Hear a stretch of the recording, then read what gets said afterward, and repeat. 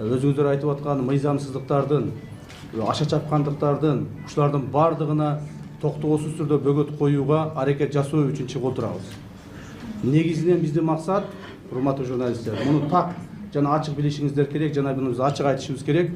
Негизинен биздин максат президент шайлоодо биз үчөөбүздүн бирөөбүз мамлекетти башкарып, элибиздин эртең келечегин аныктоо үчүн бел байладык. Кечирим сурайм орозодо. Ушул нерседе ушул жерде кылдым, ушул күнөөнү ушул жерден кайра тууба келтирип кечирим сурадым. Мен 15 күнгө лечение кылып келсем болбой, ошону дагы ызычуу кылдыңыздар.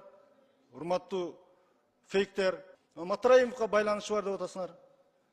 Урматтуу депутаттар, айланып кетейиндер. Урматтуу кыргыз элим, бул Матраимов менен байланышы жок кайсы саясатчы бар азыр? Эң чоң байланышы бар, мен жоон тизмени айтпай эле коеюн, бир эки китти айтып коеюн, майда балыктарды айтпай. Мына баш прокурор Зулушев, сиз өзүңүз кандосу болуп, уча тартып, туулган күнүңүздө Райым Досунгеге чейин жебей тургула деп отурбадыңыз беле?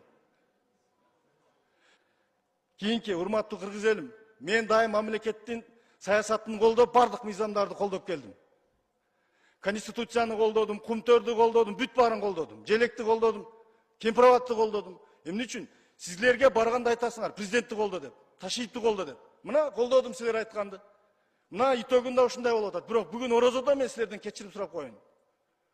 Өзүмдү төрөгөн апам, бир туугандарым, эй бала, мына казинону колдоо дегенине карабай, мен мамлекеттин экономикасы, президенттин саясаты, мамлекеттин өнүсү деп колдодум эле. Ошол казинону колдогом кечирип койгула, урматтуу кыргыз элим. Мен туура эмес кылып койгон экенмин. Эмнеге Акылбек Жапаров келип айтты? Колдогула, 2 миллиард жылына түшүрөбүз деп. Кече карасам 100 миллион түшпөптүр. Чоң рахмат, урматтуу төрага. Саламатсыздар, урматтуу депутаттар. Орозоңуздар кабыл болсун. Урматтуу төрага, мен үстүмдөн миш-миш ушактарды таратып атышат. Анан кечирим сураш үчүн мага 10 мүнөттүк фракциянын убактын берип коюшуңузду суранам. Саламатсыздар, урматтуу депутаттар, урматтуу төрага. Баарыңыздарды орозо айы менен куттуктайм. Мына акыркы бир апта десем болобу? Бир аптадан бери мына абдан көп кара пиарлар уюштурулуп атат, айрыкча менин үстүмдө. Ушуну мен сурайын деп аттым эле. Ушуну кимдер уюштуруп атат? Ошол блогерлердин, журналисттердин артында кайсыл саясатчылар турат? Же бир эл аралык атайын бир кылмыштуу топ барбы? Мына адам баласы ооруганда лечение кылып келгенге акысы бар да, туурабы? Мен 15 күнгө лечение кылып келсем болбой, ошону дагы ызычуу кылдыңыздар. Урматтуу фейктер. Экинчи, мына кечетен бери атазып митинг уюштурат экен деп атасыңар. Урматтуу фейктер, фейктин артындагылар. Эки жүздүү саясатчылар, афристер. Митингти ошо өзүңөр уюштурасыңар. Мен өмүр бою мамлекетчил болуп келгенмин. Мамлекеттин туусу үчүн, спорт үчүн кыргыз желегин кучактап дүйнөлүк аренада ыйлаган баламын. А силер болсо мага тескери кылып туруп митинг уюштурат деп атасыңар. Ошол тилегиңер таш капсындагы өзүңөр менен өзүңөр болгула. Бул экинчи маселе. Үчүнчү, мына мандат боюнча. Мандат бул адамды бейишке кирди же чыкты деген эмес го.